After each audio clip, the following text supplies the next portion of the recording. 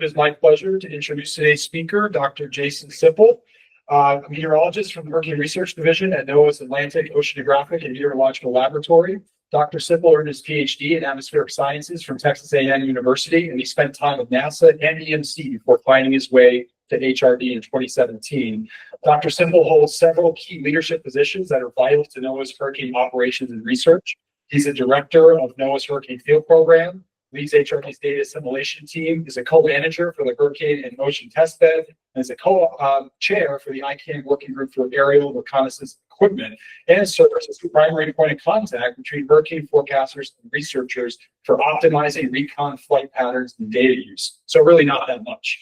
Dr. Sippel's work is at the forefront of improving hurricane forecasts by maximizing the impact of aircraft recon data. He is a leading expert on the assimilation of this data, including data sets such as tail Doppler radar, dropsondes, and more recently, uncrewed aircraft systems into NOAA's operational hurricane models, including HWRF and now the Hurricane Analysis and Forecast System. His prolific research has resulted in over 40 peer-reviewed publications, and he's a leader in transitioning research into operations. He serves as a PI on multiple projects dealing with data assimilation into the HAPS model and enhancing surface wind analyses. So today, he'll be presenting his work titled From Observation to Operations, a behind-the-scenes tour of how hurricane hunters improve tropical cyclone forecasts. So please join me in welcoming Dr. Jason Sippel. Thanks, Doug. All right, thanks, everyone. So before I dig in, I would be remiss not to mention the contributions to this from my fellow HFP leaders, Heather Holbach and Jason Dunyan, as well as others at AOML, namely Sarah Ditchick. She's worked with me on a lot of this, and others that aren't even listed here. And Lisa Bucci, also at the Hurricane Center. I've worked with her on some slides that I'll show towards the end. So I deeply am indebted to everybody who's helped me put slides together for this talk. Very much appreciated.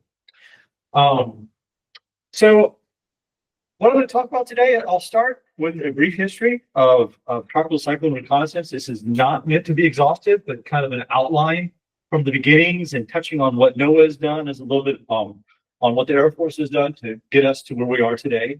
Then I'll speak about TC reconnaissance and numerical weather prediction, or NWP. That has a shorter history. And then I'll talk in some detail about the Hurricane Field Program, how it fits into this picture. And then I'll conclude with a look forward of maybe where we're going in the next 5 years or so. So starting with the history. Take you back all the way to the World War II timeframe, 1943, when we had the first authorized hurricane reconnaissance mission from the U.S. Air Force. Shortly thereafter, the term hurricane hunters was born, and it was applied to the activities of the 53rd Weather Reconnaissance Squadron, who are still active today.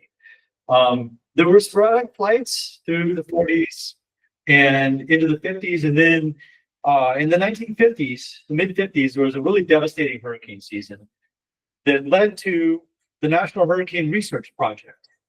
That evolved into the National Hurricane Research Laboratory, which evolved into what you see today as the Hurricane Research Division.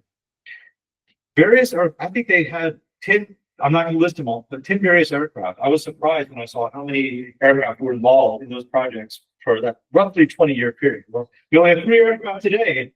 Back then, it was a lot more. Meanwhile, on the side of the Air Force, Atlantic TC Recon became the primary mission of the 53rd in 1963.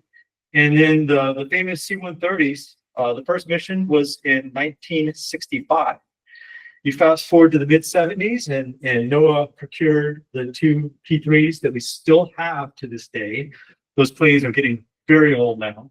And in 96, we got the G4 for synoptic surveillance, more on the high altitude side. And then we get a big break. Not a lot happened, but a lot's happening now. So NOAA's in the process of procuring this next generation of TC reconnaissance aircraft. We got 2 G550s lined up, as well as 2 C-130s. So we're going from P-3s to C-130s, and all of that's going to be happening in the next 5 years. And if we're lucky, maybe we'll get more than 2 on the C-130s. Fingers crossed, because we definitely need more than 2. Down here at the bottom, I'll talk about this more detail, but this is more recent, the NWP era for TC. It's really been since the early 80s when this data has been used in NWP, but that's a very important part of my talk.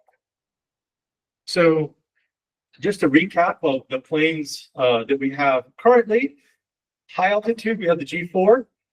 It flies around 40,000 feet or so. It can do longer missions than the P3 flies faster, it's a jet, but it doesn't go really into the TC itself. It gets, the closest, we sometimes do overpasses over the center if it's the convection is not too rough, but it mainly stays on the outside of the deepest convection. The P3 flies, it can fly anywhere from 5 to 25, 30,000 feet. Mainly we fly at around 10,000 feet, and it flies right through the heart of the storm. Of course, they'll dodge the worst convective cells, but it will fly right through the eyeball. We've had that again since 1976. And then the Air Force C-130s have been flying since 65, and similar to the P3s, they'll fly right through the heart of the storm, maybe at a little bit lower altitude, around 8,000 feet or so typically, but we'll often be in there together. So moving to observations, you go back to 1950, and that was when the first Atlantic dropsonde was released into Hurricane Abel. I have a picture of a modern day dropsonde here, but that wasn't quite the same thing. It was actually a radio sonde that was just pushed up the aircraft, so it was different. But we did eventually get to dropsondes, and for a long time that was a primary tool. Then in 1980, we have surface wind speed estimates from the stepped frequency microwave radiometer. And that was a big deal because getting surface winds is before then was really tough. So the SFMR was a NOAA instrument for a long time, wasn't operational until 2005. We may or may not have heard some problems with it recently, but it's been an important part of the operational suite. We also in 82 had two important developments. First, the first airborne Doppler radar into Tropical Storm Debbie. And that was the same mission that we got drop-in sondes transmitted for NWP. That one mission, a lot was accomplished. So if you fast forward to 2008 and you see the first real-time transmission of airborne Doppler radar data. This data is really important because it really provides a CAT scan, what's going on in the storm. It's the most volumetrically complete data we have of the interior of the storms. Here's an example from just one level, one altitude, and you can see it gives a really good picture of the structure of the storm. And you can imagine this going from, roughly half a kilometer all the way up to, I don't know, 10 kilometers or so. It can get up to the top of the storm, right? So it's a very important part of our arsenal of data that we have to really understand and to predict TCs. And I'll be talking about it quite a bit later on. So moving on to numerical weather prediction. I mentioned the first ingestion of drop-in sonde data in 1982. After that, we actually did some evaluations here right at AOML about the impact of that data on TC forecasts. The impact was so large on the track forecasts that it led NOAA to procure the G4 for tropical surveillance. So you can see, right off the bat, like this data is really impactful, and it's resulting in decision making on a top level for NOAA. So from there, the G4 sampling was optimized. Sim did a lot of that work in the late 90s and early 2000s. Now, one thing I want you to notice though is yeah, we had boxes with things happening before 2010, but there's a lot more boxes after 2010. So the developments were kind of slower in the first few decades of NWP. And the reason for this was we didn't really have great models for ingesting a lot of the high density interpore data, right? So a very important development was HWRF, which became operational in 2007.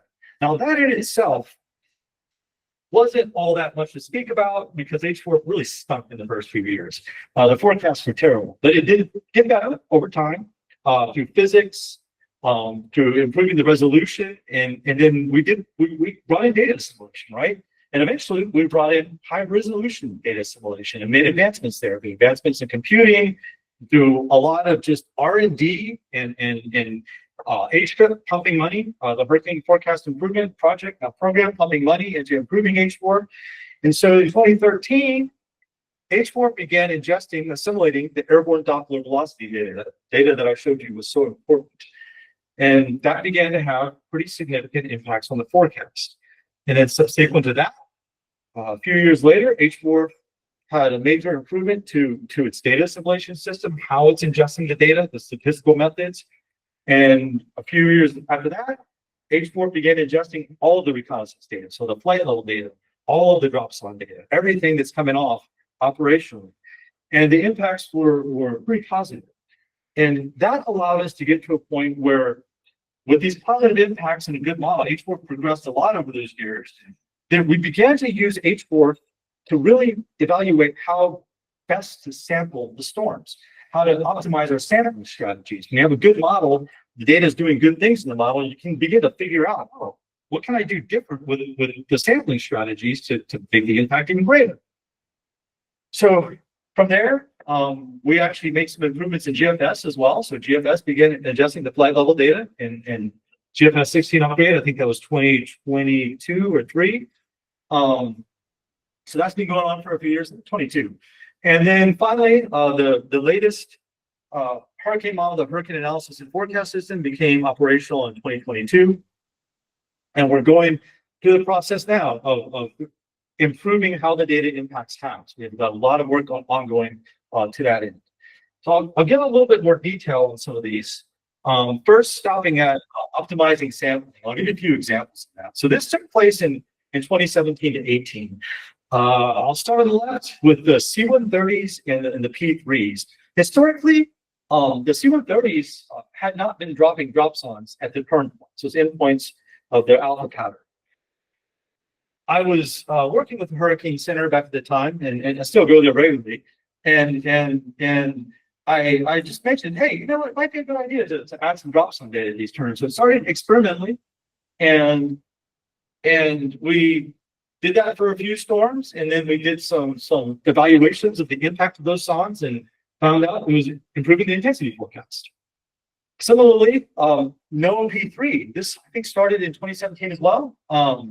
We only had SONs at the center, maybe the very center, the RW, the radius of maximum winds, and at the very end points of that butterfly pattern. Nothing at the midpoints. So we began dropping drop zones at the midpoints. Sarah Ditchik and I did a few papers where we were evaluating the impact of all the drop zones. And what we found was, if you only have the endpoints of the C-130s, that's really bad. It screws up the forecast. And likewise, if you have these big gaps in these legs, we didn't specifically look at the P3s, but when you have there you go. When you have big gaps with nothing between the endpoint and the center, that's also bad. So spatial gaps are bad, and so adding these extra drop zones in there is helpful for the forecast.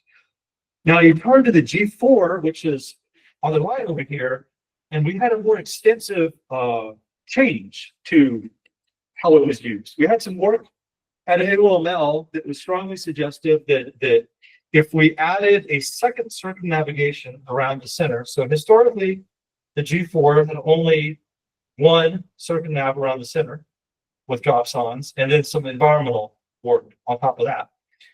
Did not have two. But we had work at NOAA that suggested that if you add a second circumnav, that it would improve the track forecast. We also had a lot of circumstantial evidence in peer-reviewed literature that kind of showed the same thing, that adding sampling nearer to the vortex would be a beneficial thing for the track forecast. And also it would allow us to get more of the tailed out the radar data from the G4 to help out as well, because this outer ring out here, very rarely do you have TDR data out there. But the inner ring, it just so happens has a lot more. So there's a lot of reasons to do this. So this was added in 2018, and then we did some retrospective assessments and found that it did improve the track forecast by about 5%. And in some cases could improve the intensity forecast as well. So that takes us to where we are today. And in HAPS, our hurricane model, hurricane analysis and forecast system. And on the left here, this is an example from Hurricane Ian. This is all the data that was ingested for a single cycle, overlaid upon a satellite image to kind of give you a sense of the scale of the data compared to the storm. And all the blues are TDR data. Those are individual points of rate of velocity assimilated from the TDR, tailed off the radar, from the P3. Remember, that's our lower altitude aircraft that flies through the storm. And the green dots are TDR, tailed off the radar, from the G4. So that's that inner circumnav. And then, so that's volumetrically, that's by far the most data that we get in. But we also have a lot of other important data. We have the flight level data, which is in orange, and we have drop signs, which are in black. And all of this individually contributes to an improved forecast. You can't just take one out. They're all, for various reasons, improving the forecast. And here's an example of that improvement for the HAPS model. This is specifically for tropical storms, where it tends to be true that for tropical storms, we're seeing our greatest improvement. And here, the impact of the data on the HAPS intensity forecast range from 20 to 40%. Those are some pretty darn big numbers. For the track forecast, it's typically around 20%. And I would say this is stable even for hurricanes. That number stays there. For hurricanes, on the intensity side, it's not quite as big of a number. What the data does is it helps the model to better see the tilt of the vortex. So you can think of a vortex that's vertically aligned. That's a hurricane. But a lot of vortices are not vertically aligned. So to get from a tropical storm to a hurricane, you need to get that vertical alignment. And what the data does is it helps the model to see in 3 dimensions, is the vortex aligned or not, right? And so if you have a good analysis of that, it helps the subsequent intensity forecast. If you don't have a good analysis of that, your forecast can go haywire, right? It can either go too strong because your alignment is wrong, it's too aligned, or too weak, right? Because your vortex isn't aligned. And so that's a big reason why for the tropical storms, the data is so impactful in intensity forecast. As I mentioned, we're bringing the data into GFS is 2. This is an example for the GFS 16 upgrade. These were retrospectives of the additional data that was added for Hurricane Dorian. So on the left, you can see all that flight level data, all that purple. That's a lot of data along the track of Dorian. On the right, that is the overall impact on the track forecast. So red is with the additional data. And I think this is the median in the IQR, right? So red is with the additional data, black is without the data. And then on the bottom, you have the percent improvement. So you want to be north of that black line. And you can see we're always north of the black line. In fact, at some lead times, we're up to 20% improvement. In fact, out of days, longer lead times, days 5 to 7, we get up to almost 30% improvement. So big improvements in the track forecast out there when we add this additional flight level data to GFS. So these results, obviously, they're so positive. They resulted in the data being added to GFS for the 16 upgrade. These were retrospectives that went into the upgrade to make that decision. And in fact, they're so positive that they got the attention of Congress. And this was a letter from late 2024, an internal letter in Congress where it was argued that this data is so important, they're arguing for NOAA to get a third C-130. We'll see what happens. Fingers crossed. But results like this are extremely helpful. And I hope that ball keeps rolling. So what does all this mean in terms of reconnaissance missions? It means they're getting really popular with the Hurricane Center and with the Developmental Modeling Center. So this is the number of P3 missions in blue and the number of storms that have been flown in red since the very beginning, since 1976. And what do you see? Well, 2013, remember, that's the first year tailed off the radar data went into the NCEP models. But before 2013, it wasn't so common to have more than about 25 missions. A few years, we did it. but not many. 2005 Hurricane Katrina, big year, the really super active hurricane season. But every now and then we would have more than 25 missions. It was pretty darn rare. Almost every year since 2013, we've had more than 25 missions. And it is a lot of work to staff these missions. This is Air Force is experiencing the same thing too. Not quite as dramatic as NOAA. What's happening is the missions are getting tasked earlier and earlier because they see hurricanes and seas. The data that has such a great impact on these early systems or early in the life cycle. So let's task it more, right?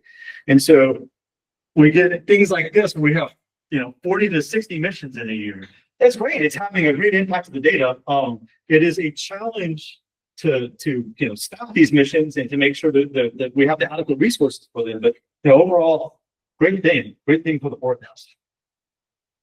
So moving forward now to NOAA's Hurricane Field Program, I want to kind of dive into how does really AOL fit into this, right? This bigger picture, and it's a really important cornerstone piece. I gave you some history that the predecessors of HRD led the way to getting reconnaissance going.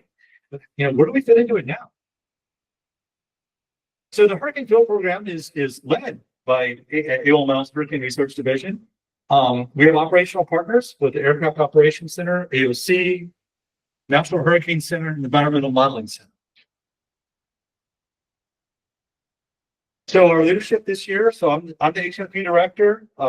Heather is the deputy director, and Jason Dunnion is the science director. So continuing the strong relationships between feds and CIs. We can never forget about the importance of the cooperative institutes for this effort.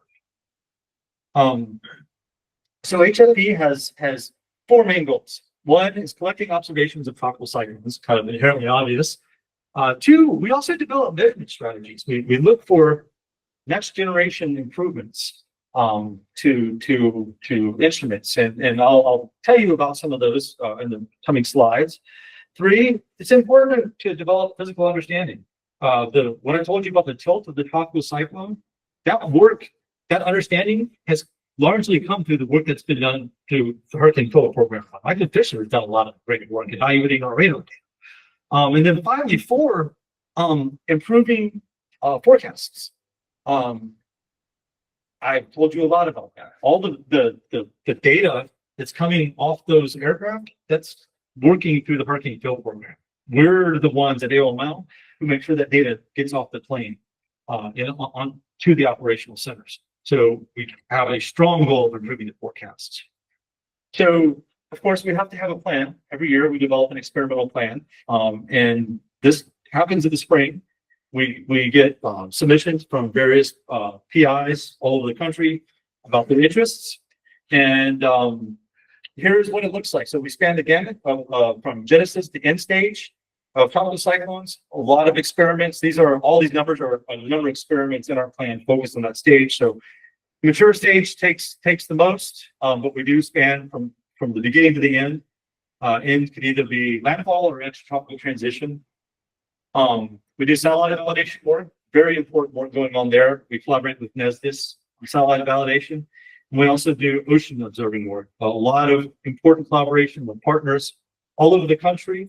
Let's see. These are our partnerships. I forgot to mention these. So these are our internal partnerships within NOAA, and then all these external partnerships. A lot of these are focused on ocean work.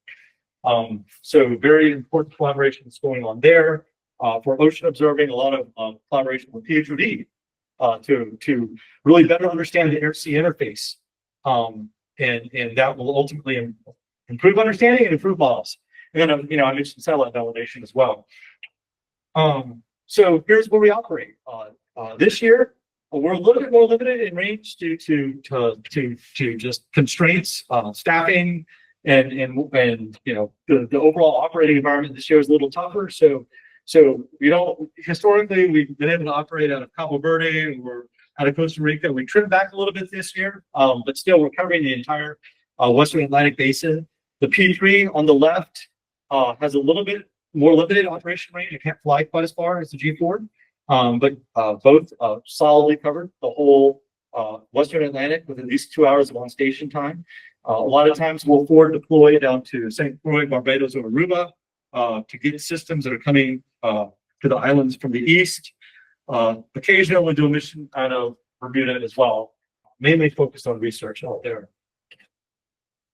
So here are our flights in 2024, covering roughly that region. What you can see is not every square inch of the Gulf of Mexico was covered with flight tracks. Why is that? Well, it's because that's where all the storms were. We had a lot of Gulf landfalls last year, a lot of operation task missions out there. We did have a few missions out here, out of the islands, Hurricane Beryl, which ultimately made landfall in Texas, but we started flying it way out here, about 50 west, and tracked it through the Caribbean. And then Ernesto as well. We had some operational and research missions flying Ernesto and eventually recurved. Got some really great research out here, kind of southwest of Bermuda. So some great work happening with Ernesto. This year, it's been a bit quieter. Not complaining about that, but we've had some good work. So we flew Hurricane Aaron, and these are the missions on the left, the two T3s, NOAA 42 and NOAA 43 on the right. The G4, I'm sure we'll have more missions this year, but that's what we've had so far. So, I think it would be obvious that if we do onboard support, here's some pictures of what that looks like. A lot of it is strategizing. We have pre-flight meetings with the Aircraft Operations Center. This top center picture on the top left, that's Gus planning a Hurricane Nigel flight, how we were going to drop various expendables and how we were going to deploy UASs and to get the best research we could out of the flight. Research flights kind of look like that. They can be more ad hoc, and we have various expendables. Expendable is something we just drop out of the plane to figure out how to get them to all work together to get the best science we can. June coming off of NOAA 43, some other onboard pictures and one of our crews in front of one of the planes. What is not as obvious to people is we do a lot of ground-based support. This is something that's happened over the past few years, and it's happened for a few reasons. One, it's now possible. A lot has happened, with the advent of the Google Suite. We can do things that we just couldn't do before, but it's also cheaper, right? If you're not putting somebody on the plane and not putting as much many people on the plane, it's cheaper, right? And quite frankly, it's also easier to process data from the ground than it is from the plane. You think about getting on the plane. I've done it. I've processed data from drop signs from the plane or from the ground, and the workstation on the plane, you're bouncing around. The mouse pad is really super sensitive, and if you're not careful, you drag things all over the place, and it's tough. It's a tough environment to work in. Doing it from the ground is kind of a breeze, actually. It's a lot easier. So nevertheless, we most of the time do have a lead project scientist on the plane, even if we're doing this ground support, and we communicate quite frequently via NASA's Mission Tool Suite. It's really useful because the bandwidth on the plane in terms of the data connection is pretty slow. Think like your old dial modem slow, only worse. So it's kind of, you can't get like good radar pictures, so it's really hard to. So it's really useful for the ground support to collaborate with the onboard personnel, the onboard scientists, to try to plan out missions and figure out, how best to tackle a storm. We have a chat feature in MTS where we can chat back and forth. There's other ways to chat as well, but I find this to be super useful for organizing missions in real time. And here's Paul Reeser doing TDR processing from his home, and then drop wind sign data. I mentioned, I've done that from both the plane. In fact, I in Hurricane Aaron on our transit back from Barbados, I processed some drops on data for one of the missions. But again, we do it mostly from the ground now. So here's what a day looks like. We have a number of coordination calls, starting at 9 for science, and then operations. We have our map discussion, which just happened, and then we do a go decision for the following day. Here's what our crewing looks like. This is how our lead project scientists are Aspen, which is dropsondes, and the radar. So we have these Excel spreadsheets on Google Drive, and have people sign up for either on board. We plan out the on board earlier. Obviously, if you're going to deploy down the islands, you have to make plans early. But you know, for ground-based support too, a few days ahead of time, we'll have people sign up for missions. And really, I think the most complicated part of all this is this. This is flight funding, and all these dots are various expendables that we're dropping from the plane. So dropsondes, combo drops with AXBTs. These are UASs. Let's see, a glider. This is sail drone, I think, the triangle, wave drifters. So remember I mentioned all the ocean assets? Like a lot of this planning is to try to figure out, okay, how can we work this flight track in a way that we're dropping our assets in a way that makes sense for the science? Can we drop near an ocean asset? You know, can we drop near a glider or a sail drone? Can we get these coordinated observations? So we put a lot of time into this. And we're also, you know, we're dropping some of these assets too, like the AXBTs and the UASs. We drop these out of the plane. The UASs go right through the dropsonde chute. So a lot of time goes into this. And this is what our daily schedule looks like. Starting right here, I got a 7:30 a.m. tag up with NHC, just a brief tag up, going all the way to 8 p.m. Phone calls, and this doesn't map out all the impromptu phone calls going back and forth, trying to make the planning work. It's a lot. I've had people ask, well, what do you do? Like, and you think, and you're just like, it's just busy all day long. And so Dunny and Heather and I like mapped out a schedule, like a checklist. Actually, for me, I had to do this to keep track of this is our checklist. Like, we have to check off each of these boxes. If we don't check one of them off, we miss something. Right?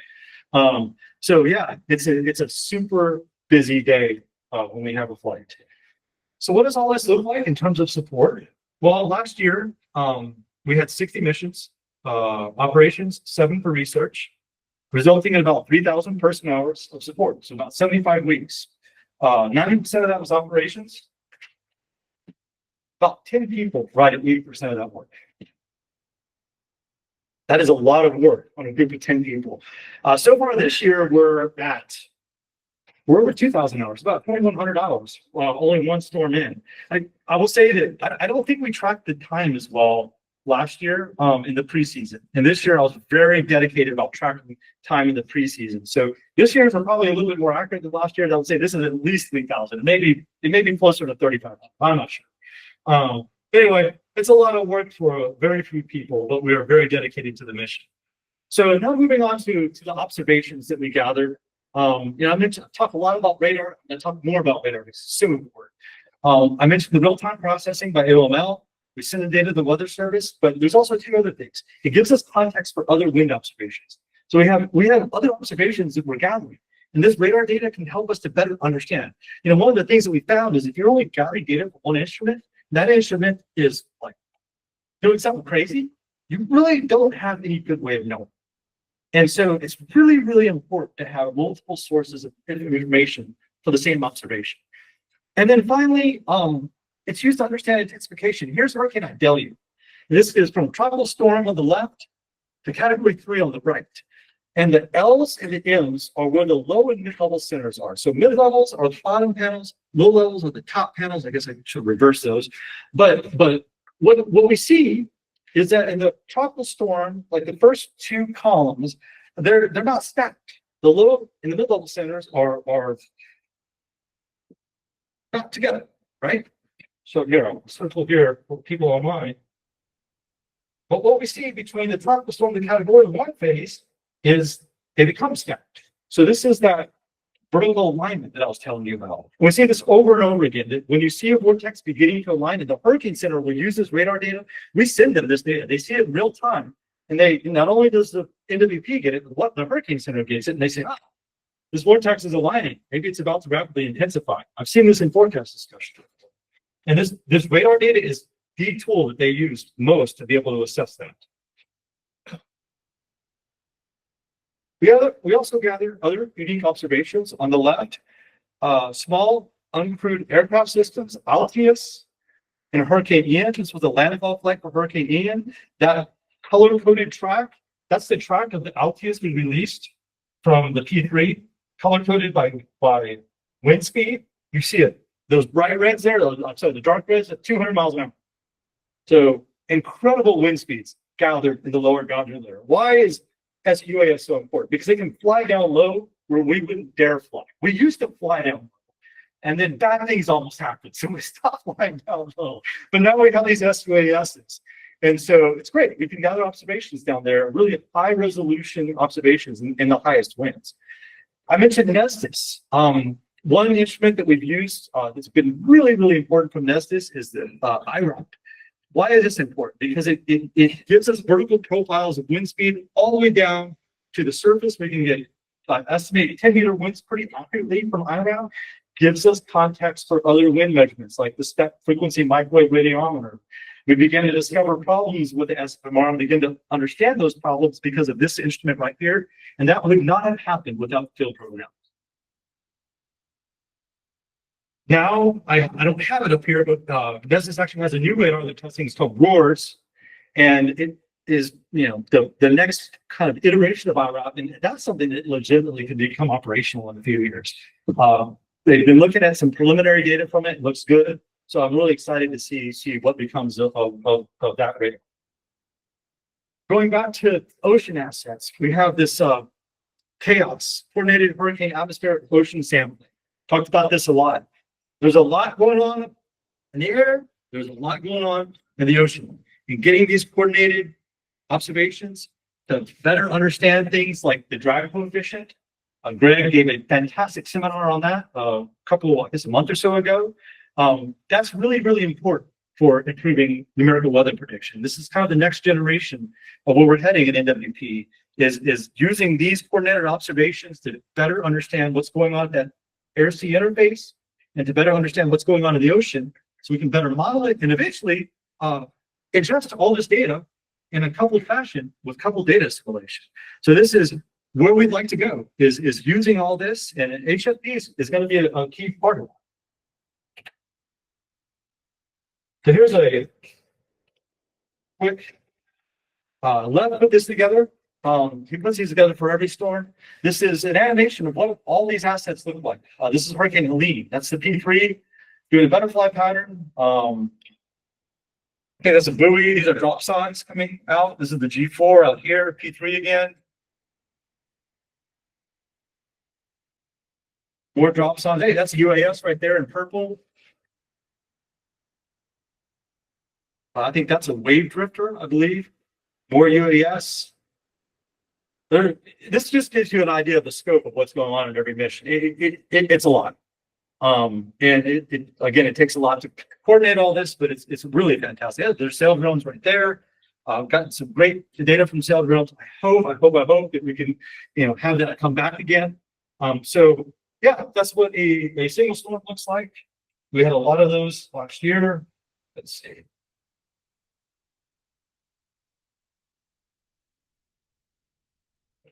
There we go. All right.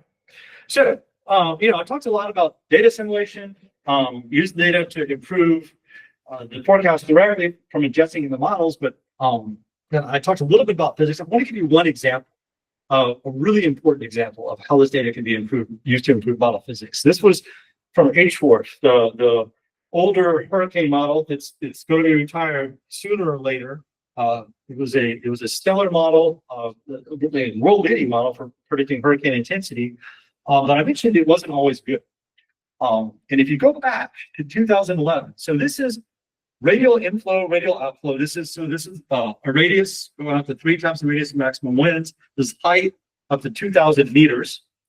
And on the left, you have observations from drop zones. That's gathered through the field program. And you see a structure of radial inflow versus outflow as a function of height. And what do you see? Back in 2011, HWARF stunk. The inflow was way, way, way too deep. And the storm structure was all messed up in the inner core. So the boundary layer was modified. We did tweaks to the boundary layer in HWARF based on what we saw in the drop zone data to try to make it look more like observations. And as that process iterated from 2011, 13, 14 to 16 to 19. What do you see? That looks pretty good. That's not perfect. Models are never going to be perfect. That looks pretty darn good. And what happened to H4 during this time frame? The forecast got a lot better, right? So getting a structure like this, it looks more like observations. Of course, it makes the structure better, but it also allows the data assimilation to act more efficiently, right? So if you have a first guess that looks like it's supposed to, the observations are going to help nudge that first guess in a much more accurate way. And so the result is that, you know, of all of this, these iterations of improvement, H4's intensity forecast improved by 50% from 2007 to 2022. That's a really big return on investment. So in summary, TC reconnaissance missions have been ongoing for about 80 years. The reconnaissance observations have been used in NWP for about 40, and they have been shown over and over again to substantially improve forecast. The mission frequency has increased dramatically over the past decade, and HFP is a cornerstone of this. Without HFP, a lot of this would not be happening. Similarly for the HFIP, wouldn't be happening. So looking forward, it's not all about roses. We have gaps, some big gaps out here, east of the islands. Why is it? Well, this is roughly 52 west. That's about as far as we can effectively reach with the planes. Maybe we get to 50 or so. It takes a lot of planning to get down to the islands. We're planning 5-6 days ahead of time for these missions. Trying to look at the tea leaves, what are the models showing, what we're likely to have to deploy. So we get down there. It's a lot of effort to get down there, and then we can't get really east of here. And so I've heard requests from various governments that, hey, we want more missions down there. Well, what do? We don't have data out here. Likewise, and the East Pac. I think a lot of you probably remember Hurricane Otis from a few years ago, devastated Acapulco, Category 5. We only had one mission into Hurricane Otis. It's really hard to get down into the East Pac. It takes a lot of foresight and a lot of planning, and so we just didn't have data down there. The Caribbean. So this was from 23. This is all the NOAA Air Force missions from 23, the flight level data. And the Caribbean, we can fly down here, but it's pretty hard to get down there. This year we just didn't have, like, Barrel went last year, so we had missions in here. But the further south you go in the Caribbean, it's pretty darn hard to get down there. So we have these gaps. So what can we do about it? Well, one thing we can do is long endurance UAS. And I've been pretty involved with this in the past. I was at NASA for a while, as Gus mentioned, and I worked with the HS3 field experiment with the Global Hawks. And then after HS3, we had shot in 2016 to 17. It was a NASA NOAA collaboration. And the Global Hawks could fly 24 hours around 60,000 feet. And so here's our flights from 2016. They could go all over. They were flying out of Wallops. They could go all over, stay over a storm for a long period of time. And they dropped drop-ons and they had other instruments. And so one of the things that we did was we evaluated the impact of the drop-in sonar data from the Global Hawk on GFS forecasts for 2016. And here you go, 15% improvement adding these drop-in sonars. Some of these were storms that had other recon, some didn't. I think what distinguished, like, whether you got a big impact or not, was for the overstorm flights. If you were concentrating your flights over the storm, you got a much bigger impact than if you're out sampling in the environment. We learned a lot. These results actually fed into the G4 inner circuit. Like, how should we use our planes differently? Concentrating over the storm is a big one. Windboard, long endurance UAS. These are actually operational now. This data is going into GFS. These are unique because you have a lot of these guys covering the whole basin at the same time. So this is our 2023 balloon tracks. They can fly steadily up at high altitudes, up in the stratosphere, but they can also do profiles. They can go up and down, and they can gather mid-level winds, which we are terrible at measuring operation. We can get atmospheric motion factors with high, down low, we have ASCAP to get surface winds off the ocean surface, but mid-level winds, not much. So they are a really important asset now in operations. We've had observations since 2022. So we evaluated the impact of the windborne balloons on GFS. And so with the balloons in black, these are the errors. Without the balloons in red, so you want your errors to be lower. I've shown a lot of skills so far, but here we have just errors. You want your errors to be lower. So this again was about 15%. So just getting assets distributed all over the basin at the same time actually improves the large scale height pattern, for example, large scale flow pattern, and that translates into improved impacts as well. Moving forward to more in-storm data, one of the problems we have is I mentioned this, there's a lack of data in the lower boundary layer, especially in the inner core. So here's a radius height observation coverage. So this came from one of Altu's papers. And so here is our great Doppler radar data, all these great data points going up to way higher than 10 kilometers. I think I said 10 kilometers earlier, but it's higher, right? But one area we don't measure well is down below half a kilometer. We have very little data, especially in the inner core. We do get a few drop zones, not much else down there. So what can we do about it? Well, we drop these small UASs out of the plane, and right here in red fills that data gap. This data turns out to be, from our first assessments, pretty impactful. So here are some flights from the Coyote UAS released in Hurricane Maria in 2017 over a period of a few days. In the eye wall, these flights in the eye wall. So we adjusted this data into H4. These were the improvements we got. I was surprised by the track results. So 20% improvements in track. This is just from simulating this low level wind data in the eye. Also, they get a better inner core structure of the storm. And this is manifest, I think, best by the central pressure. Central pressure typically isn't verified, but for this particular case, the impacts were huge on the central pressure. Big improvements in the short-term forecast there.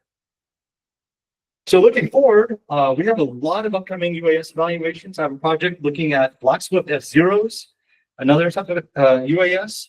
These are all the S0 tracks on the 2024 PCs. All these little squiggly lines. So we're going to be evaluating those in the past hurricane model. We also have other UASs, Dragoon, Borealis, as well as Strata Solutions. We would like to get a better integrated feeling for how all this data can improve the forecast moving forward. And that, a lot of that work is going to happen here at NOAA. Bigger picture, though, our goal is a seamless integration of NOAA's new cruise system. So I mentioned the G550s and the C-130s. So how can we use these? We're going to have two G550s, two G-class aircraft for the first time in history. How do we use two together, right? With these emerging uncrewed systems, how do we integrate all this together to get the biggest bang for the buck for all of it? Really important questions there, and we'd like to move forward to answer those questions. This is a ConOps diagram that Lisa Bucci put together. And, you know, we have our traditional Air Force. There's a lot going on here. The Air Force and the NOAA missions through the life cycle of the TC. What I want you to pay attention to is the bottom there. So here's an idea of what this might look like. Pre-storm, 7-day outlook before the storm was even out there. Maybe you apply let loose an adaptive swarm of UASs, right? To prime the global models, right? To get a better, you think something might form, so you send a bunch of UASs out there and get a better bead on what's going on. So that's kind of the pre-disturbance, disturbance, you know, period. Figure out what disturbances are going to develop, and then as you move into the period, we actually have named systems, tropical storms, and hurricanes. Then you got to maybe better integrate the UASs into with the cruise system. So one idea is you know, typically we have the most data in the 0 and 12Z cycles with the cruise system. So maybe release a bunch of UASs into the 18 and 60 cycles, like balance that out. We can't have infinite aircraft, so what can we do? And that might be one thing. Boundary layer, I mentioned the small UASs. Nighttime operations, that's you know, we typically just don't have as much data at night. We don't have the visible data, for example, from satellite. That's nighttime operations are harder. And then we also, like, beyond that, like, we have times when the planes just break, right? We missed taskings because, well, the P3s is down, C-130s, right? The Air Force right now is having, problems, getting parts for the C-130s, right? So, if we had a situation, a cutoff where we had UASs pre-deployed that can serve as just a backup for crewed missions, that would be a way to do it. So there's a lot of potential out here. We're really beginning to mentally explore what this might look like. And I kind of alluded to this, how do we use all this together? We have all these ocean assets. We have, maybe 3 C-130s, 2 G550s. We have these windborne balloons. How does all this fit together? We're just beginning to explore that, just beginning to think about that. And really, we'd like, here at AML, we'd like HFP, we'd like AML to be the center of that, to explore how best to answer these questions. So that is it.